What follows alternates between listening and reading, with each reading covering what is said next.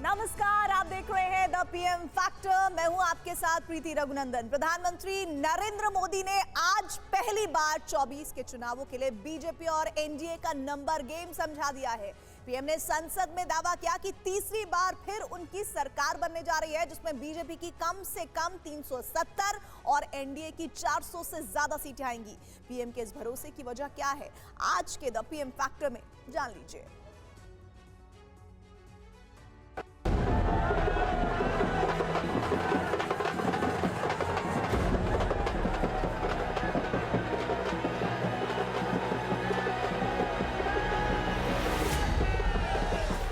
अब हमारी सरकार का तीसरा कार्यकाल भी बहुत दूर नहीं है। ज्यादा से ज्यादा 100-125 दिन बाद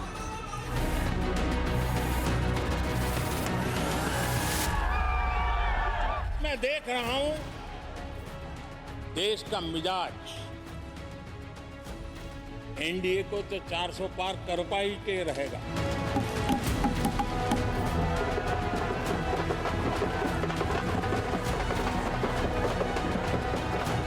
हम पहले कार्यकाल में वो गड्ढे भरते रहे, हमने दूसरे कार्यकाल में नए भारत की नींव रखी और तीसरे कार्यकाल में हम विकसित भारत निर्माण को नई गति देंगे। दूसरा कार्यकाल संकल्पों और वचनों की पूर्ति का कार्यकाल रहा। हम सब ने 370 खत्म होते हुए देखा।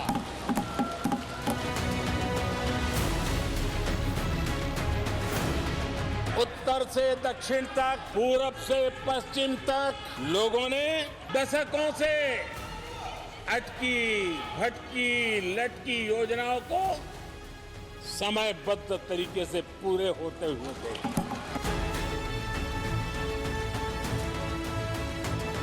भगवान राम न सिर्फ अपने घर लौटे, बल्कि एक ऐसे मंदिर का निर्माण हुआ जो भारत की महान सांस्कृतिक परंपरा को नई ऊर्जा देता रहेगा।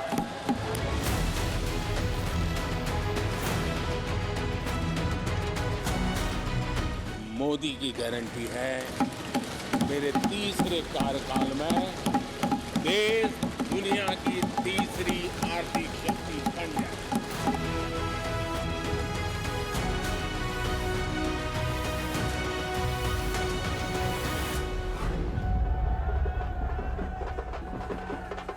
अब की बार 400 पार। प्रधानमंत्री नरेंद्र मोदी को तीसरे टर्म का इतना कॉन्फिडेंस क्यों? अब हमारी सरकार का तीसरा कार्यकाल भी बहुत दूर नहीं है।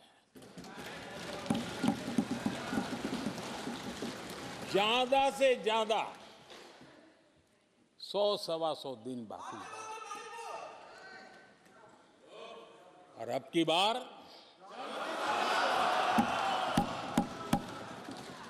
पूरा देश कह रहा है, अब की बार खड़गे जी भी कह रहे हैं। अब की बार 400 पार। प्रधानमंत्री नरेंद्र मोदी की गारंटी का आधार। मैं देख रहा हूं देश का मिजाज एनडीए को तो 400 पार कर पाई के रहेगा, लेकिन भारतीय जनता पार्टी को 370 सीट अवश्य देगा।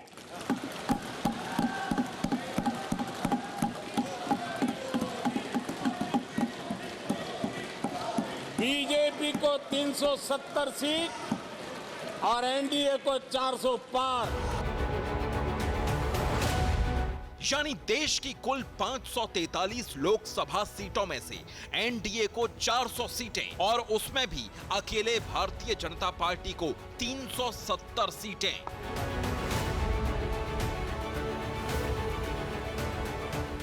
अगर वाकई ऐसा हो गया तो बीजेपी की इस ऐतिहासिक और बम्पर जीत के बाद प्रधानमंत्री नरेंद्र मोदी तीसरी बार और बड़े बहुमत से देश के प्रधानमंत्री बन जाएंगे।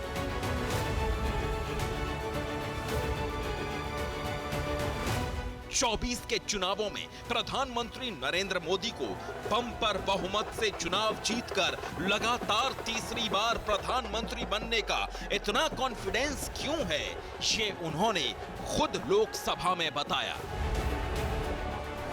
हम पहले कार्यकाल में वो गड्ढे भरते रहे, हमने दूसरे कार्यकाल में नए भारत की नींव रखी और तीसरे कार्यकाल में हम विकसित भारत को निर्माण को नई गति देंगे। अब की बार 400 पार और तीसरी बार मोदी सरकार। जब बीजेपी के नेता चुनावी रैलियों में ये नारा लगाते थे तो विपक्ष इसे खुली आंखों से देखे जाने वाला सपना बताता था।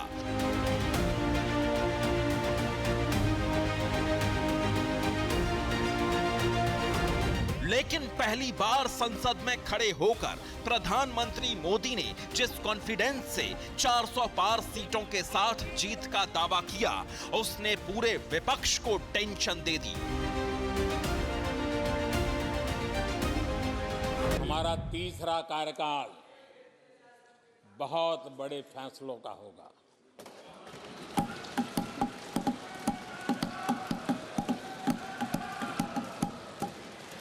मैंने लाल किले से कहा था और राम मंदिर प्राण प्रतिष्ठा के समय भी मैंने उसको दोहराया था। मैंने कहा था देश को अगले 1000 वर्षों तक समृद्ध और सिद्धि के शिखर पर देखना चाहिए। तीसरा कार्यकाल अगले 1000 वर्षों के लिए एक मजबूत नींव रखने का कार्यकाल होगा।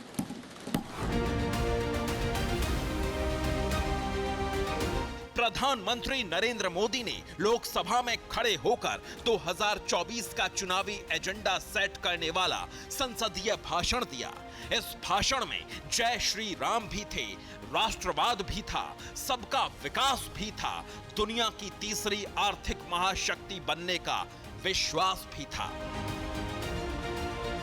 ये लोग 2014 में कह रहे हैं और विजन क्या देखते हैं 2044 यानी 2044 तक तीसरी अर्थव्यवस्था की बात।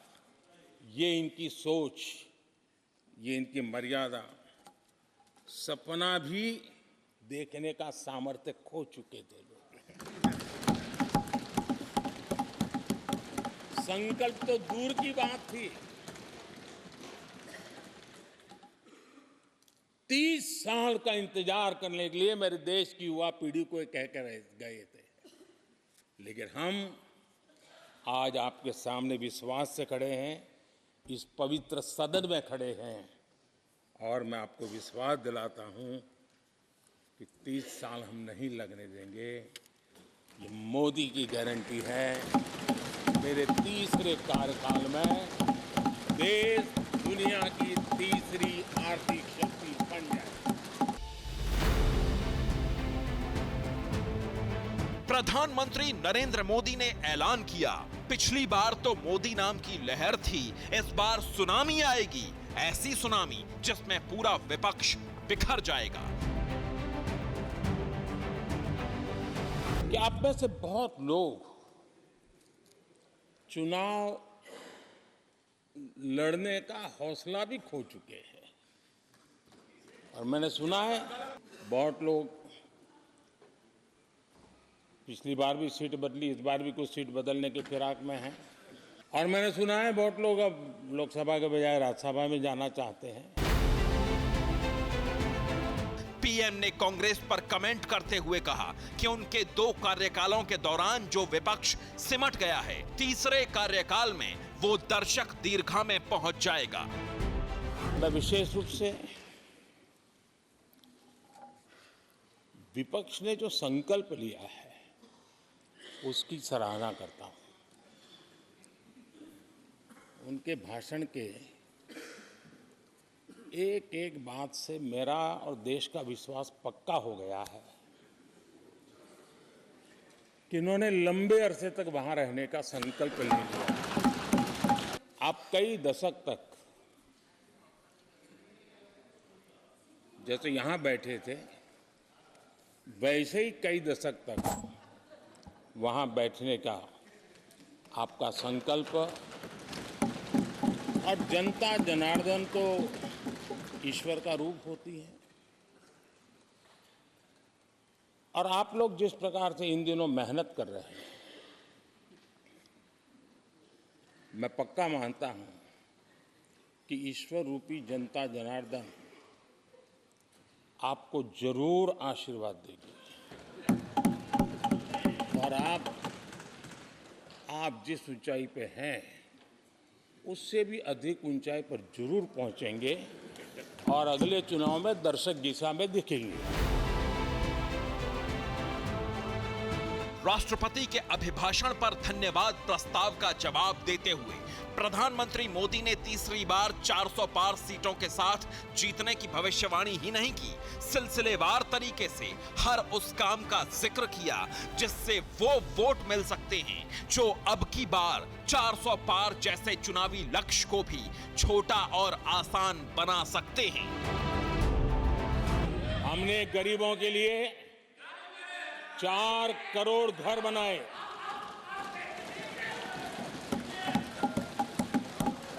और शहरी गरीबों के लिए 80 लाख पक्के मकान शहरी गरीबों के लिए बने।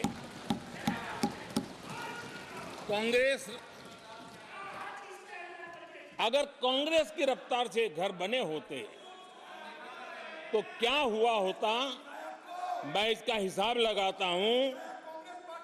अगर कांग्रेस की जो रफ्तार थी उस प्रकार से चला होता तो 100 साल लगते, इतना काम करने में 100 साल लगते, 5 पीढ़ियां गुजर जाती। आदरणीय अध्यक्ष जी, 10 वर्ष में 40,000 किलोमीटर रेलवे ट्रैक का इलेक्ट्रिफिकेशन हुआ।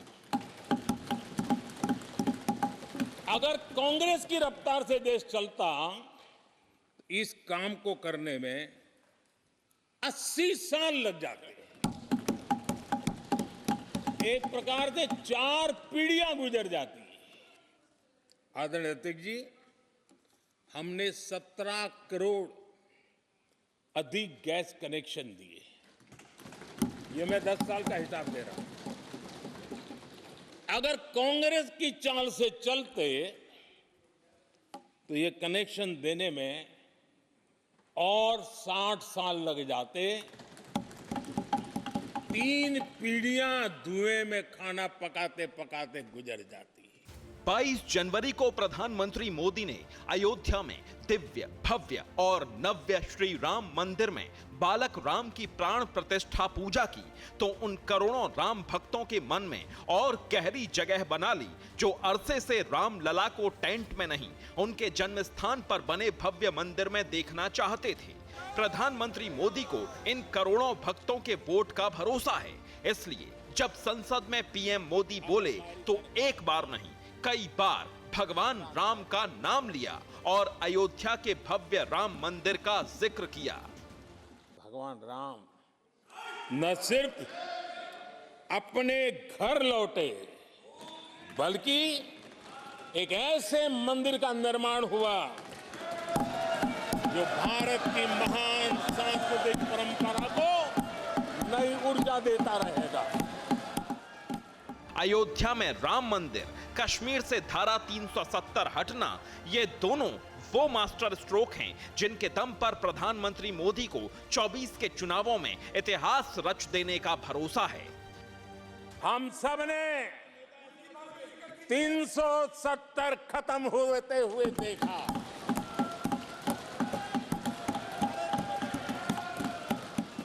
इन्हीं माननीय सांसदों के आंखों के सामने और उनके वोट की ताकत से 370 गया। प्रधानमंत्री ने अपने अभिभाषण में अपनी सरकार के काम गिनाए, भविष्य की योजनाओं के बारे में विस्तार से बात की, लेकिन जब विपक्ष की ओर से अल्पसंख्यकों पर ध्यान न देने का आरोप लगाया गया तो प्रधानमंत्री मोदी के तेवर बदल गए। हो सकता है आपके यहाँ फिशरमैन माइनॉरिटी के न हो सकता है आपके यहाँ पशुपालक माइनॉरिटी के न हो सकता है किसान आपके यहाँ माइनॉरिटी के न हो सकता है महिलाएं आपके यहाँ माइनॉरिटी में न हो सकता है कि आपके यहाँ युवा में माइनॉरिटी। क्या हो गया है दादा? ये क्या देश के युवा जी की बात होती है? समाज के सब वर्ग नहीं होते हैं क्या? देश की नारी की बात होती है? देश की सभी नारी नहीं होती है? कब तक टुकड़ों में सोचते रहोगे? कब तक समाज को बांटते रहोगे? सब सीमा करो, बहुत तोड़ा देश को। नई संसद के सत्र में पास होने वाला पहला विधेयक नारी शक्ति वंदन अधिनियम था। इसे प्रधानमंत्री मोदी ने अपनी सरकार की सबसे बड़ी उपलब्धि बताया। अंतरिक्ष से लेकर के ओलंपिक तक सशस्त्र बलों से संसद तक नारी शक्ति के सामर्थ्य की गूंज हो गई।